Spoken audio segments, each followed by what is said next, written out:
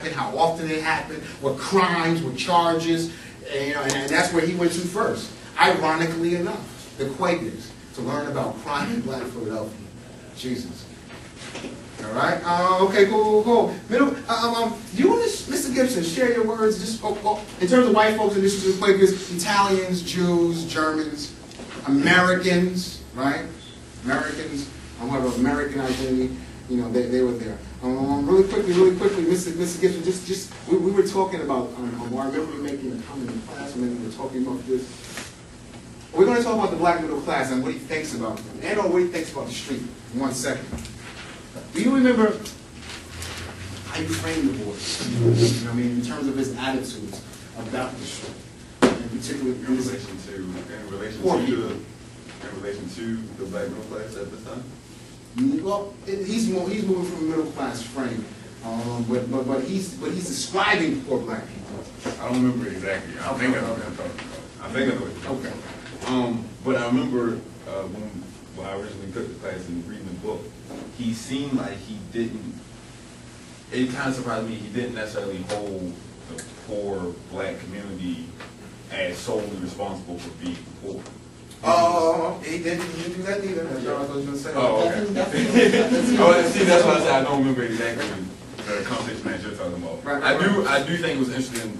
He did put a lot of emphasis upon the black middle class to say, you have these resources, these opportunities, and instead of going to help people like yourself, if you're people, you're condemning them. I thought number one for the time period, and number two for the legacy that the boys tend to have in our minds. I thought that was kind of interesting. I don't know if that was. No, but I got from you, which I agreed with. I'm a big Du Bois fan, right? I don't think he's necessarily a clear writer, but a great writer. Right. The other thing is this: even though he was one of the few black scholars, definitely at this time, but a lot of times right now, black scholars and other scholars probably reference Du Bois for his racial identity arguments, his blackness arguments, particularly double consciousness. But if there's anything he wrote more about, it was probably crime in the black community. And very few people, few scholars in particular, in relation to highlight that. But interestingly enough, although he was down for the poor, black, criminal, if you're reading, although he's one of my heroes, he's very condescending. He's very condescending about poor black people and criminals. I don't know if you remember, but it stuck with me. In class, you made that remark, Mr. Gibson. And we'll look at some of this language. I think maybe it's probably the language of the day, so maybe I'm looking at it through the 21st century lens. But I think also part of it is this middle class status. And he's in some respects hard but fair on poor black people engaged in crime. All right, definitely Du Bois and Philadelphia Negro.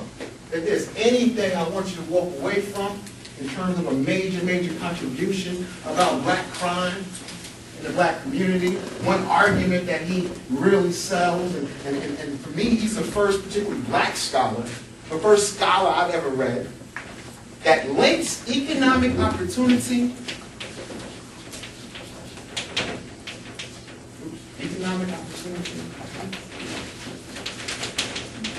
or oppression. Now 22 seconds.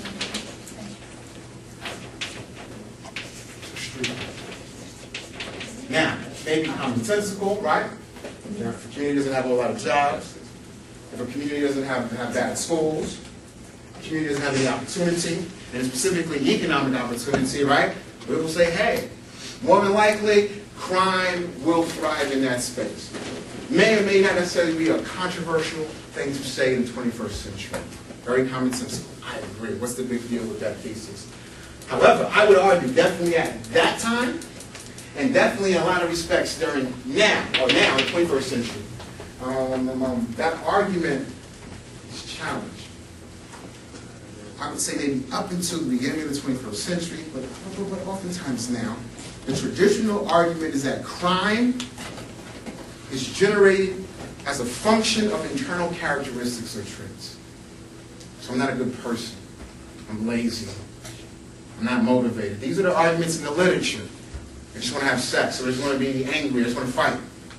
If I can fix these eternal things, then I'll stop being a criminal. That is the dominant literature, the way scientists, conservative, liberal, white, black, rich, poor, black, I mean, even in the community, white, black, rich, poor, we think the same thing about them. If only you can fix what's inside here.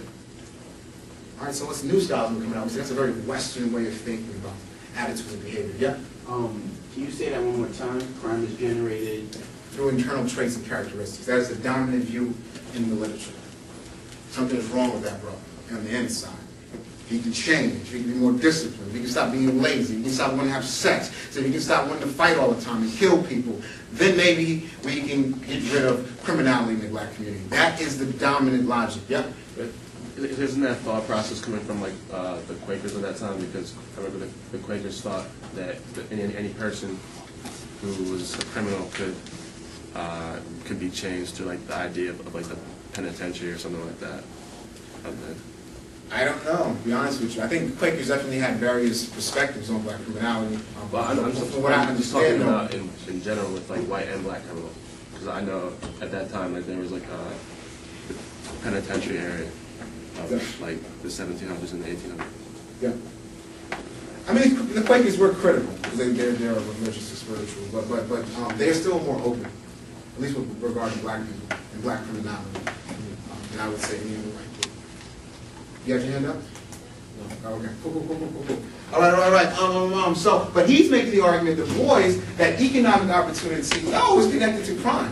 And he said in the 1800s. And it may not sound radical now, but it is a very radical thing as a scientist, and particularly a black male scientist, to be saying something about a black community or black criminality, framing it that way. That is very, very radical. To say, no, these men in these communities are doing these things because they have no opportunity. To be honest with you, very few of us now believe that's true. I mean, that's my argument. And that's definitely where this class will be positioned from. But I'm not looking to convert anybody in or out of here. But even though I'm still struggling along with a few others to make this argument today, Du Bois is making this in the 1800s. And that's major. That's major. The fact that he could suspend his traditional training, and in the 1800s, nearly and over a century ago, advance what would be considered an extremely radical argument. Yep? Why would he be condescending if he felt that this was why they were poor and No, he believed this was true, but he still, when he would talk about them every now and then, it's like, for instance now, you catch liberal scholar, black and white, you know, maybe I'm included in that as well. You know, I definitely believe in this, but, you know, but I live in this society. I still was socialized and conditioned in this society to think about black men in a particular way. So even as a black man, I think about black men in a particular way.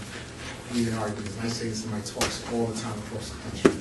It is probably the, or if not one of the most difficult things